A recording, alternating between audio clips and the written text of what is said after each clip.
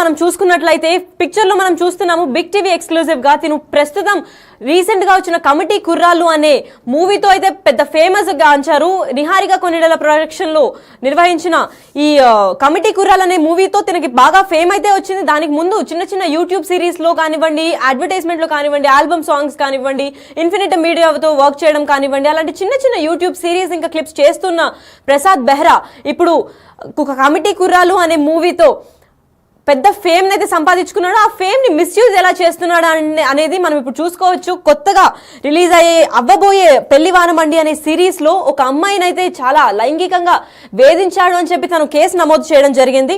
అయితే ఆ కేసులో తను ఏమేమి చెప్పిందనంటే చాలా సార్లు నన్ను కమెంట్ చేశారు. తను సెట్ లొకేషన్ లో లేదా షూట్ లొకేషన్ లో ఉన్నప్పుడు మేము చాలా అన్కన్వీనియంట్ గా ఫీల్ అయ్యాము.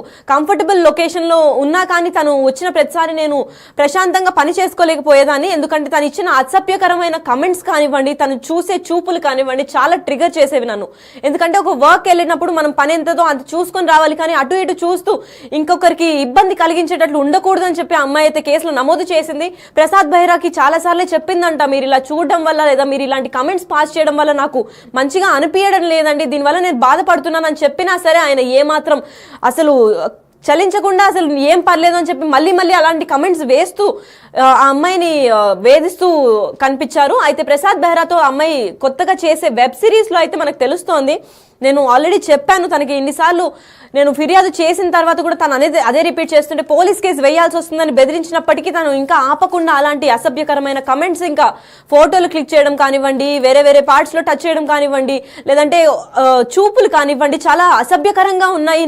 నాకు కంఫర్టబుల్ గా లేదు ప్రసాద్ బెహ్రాతో నటించడం. కాకపోతే ఏదైతే వెబ్ సిరీస్ కాంట్రాక్ట్ సైన్ చేసిందో అది కంప్లీట్ అయ్యేదాకా ఆ యాక్టర్ గా తను కంప్లీట్ చేయాలి కాబట్టి తను చేస్తున్నాను అని చెప్పి ఇంకా భరించలేక తను కేసును అయితే నమోదు చేయడం జరిగింది. అయితే అప్పటికి ప్రసాద్ బెహ్రా పైన 23 సార్లు ఎంతో చెప్పినట్టు తెలుస్తోంది. చాలా సార్లు నేను నోటారా చెప్పాను, నేను మా మనుషుల ద్వారా కూడా చెప్పించాను, అయినా తను ఆపకపోయేసరికి నేను ఇంకా కంప్లైంట్ వేయాల్సి వచ్చింది అని చెప్తుంది.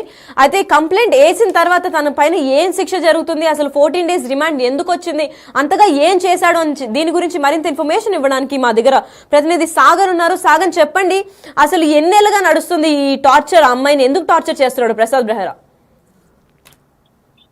కేసులకి గత కొన్ని రోజుల నుంచి వేధిస్తున్నాడు.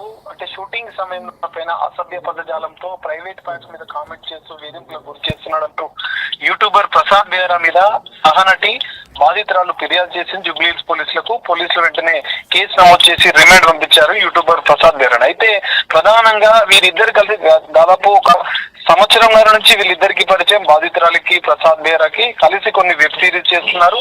పెళ్లి వారం అండి అనే ఒక వెబ్ సిరీస్ చేస్తున్న సందర్భంలోనే వీరికి పరిచయం అయింది.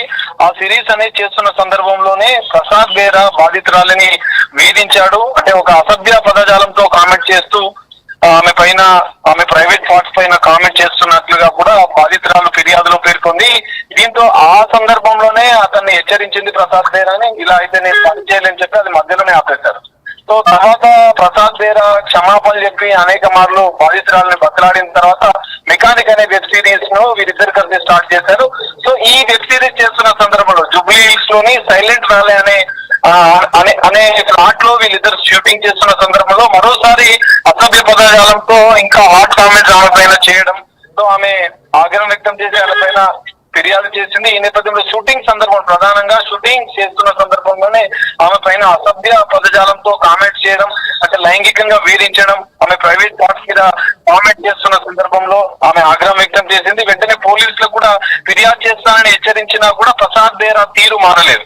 సో ప్రసాద్ బెహ్రా తీరు మారకపోవడంతో చిత్ర యూనిట్ కి, అంటే ఈ వెబ్ సిరీస్ చేస్తున్నటువంటి వారికి కూడా ఆమె తన బాధను వ్యక్తం చేసింది. అయినా కూడా ప్రసాద్ బెహ్రా పలుమార్లు ఇదే విధంగా ఆమె పైన వ్యవహరించడం, ఆమె పైన దురుసు కామెంట్లు చేయడం, అసభ్య పదజాలంతో ఆమె దూషించడం, ఆమె ప్రైవేట్ పార్ట్స్ పైన కామెంట్స్ చేయడం, అంటే సినిమాల్లో వెబ్ సిరీస్ లో ఇలా కామన్ ఇట్లానే ఉండాలి అని చెప్పి ఆమె పైన వేధింపు చేయడం, ఈ మొత్తం వ్యవహారం మీద ఆమె అనేక మార్లు ఆయనని యూట్యూబర్ ప్రసాద్ బెహ్రాని హెచ్చరించినా కూడా ఆయనలో తీరు మారకపోవడంతో జూబ్లీహిల్స్ లోని ఈ సైలెంట్ వ్యాలీ దాంట్లో షూటింగ్ చేస్తున్న సందర్భంలో కూడా మరోసారి ఆమె ప్రైవేట్ ప్రైవేట్ పార్ట్స్ మీద కొట్టి, అంటే ఆమె ప్రైవేట్ పార్ట్స్ టచ్ చేసి ఆయన మరోసారి కూడా ఆమె పైన కామెంట్ చేశాడు అసభ్య పదాలతో.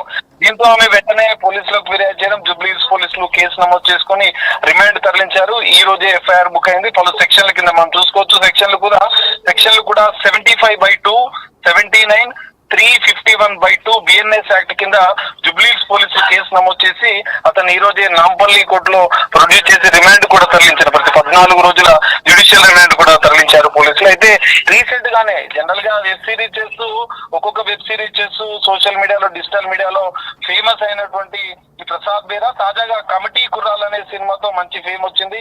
అందులో మంచి రోల్ చేశాడు, అభిమానులను కూడా సంప్రదించాడు. కానీ ఈ షూటింగ్ సమయంలో ఇటు మహిళలను, బాధితులను, అంటే ఎవరైతే తనతో కలిసి నటిస్తున్నటువంటి యాక్టర్లను, మహిళలను వేధిస్తున్నాడని చెప్పి వారు ఫిర్యాదు చేయడంతో ఇది సంచలనంగా మారింది. మరి యూట్యూబర్ ప్రసాద్ బేరాని ఎట్టకేలకు పోలీసులు వెంటనే అరెస్ట్ చేశారు. బాధితురాలు ఫిర్యాదు మేరకు అరెస్ట్ చేసి రిమాండ్ తరలించారు. సో ఈ మొత్తం చూసుకుంటే ఈ మధ్య కాలంలో నటీమణుల పైన కేసులు, లైంగిక వేధింపుల రూపంలో పెద్ద ఎత్తున వస్తున్న సందర్భంలో యూట్యూబర్ పైన కూడా రీసెంట్ గా మనం చూసాం.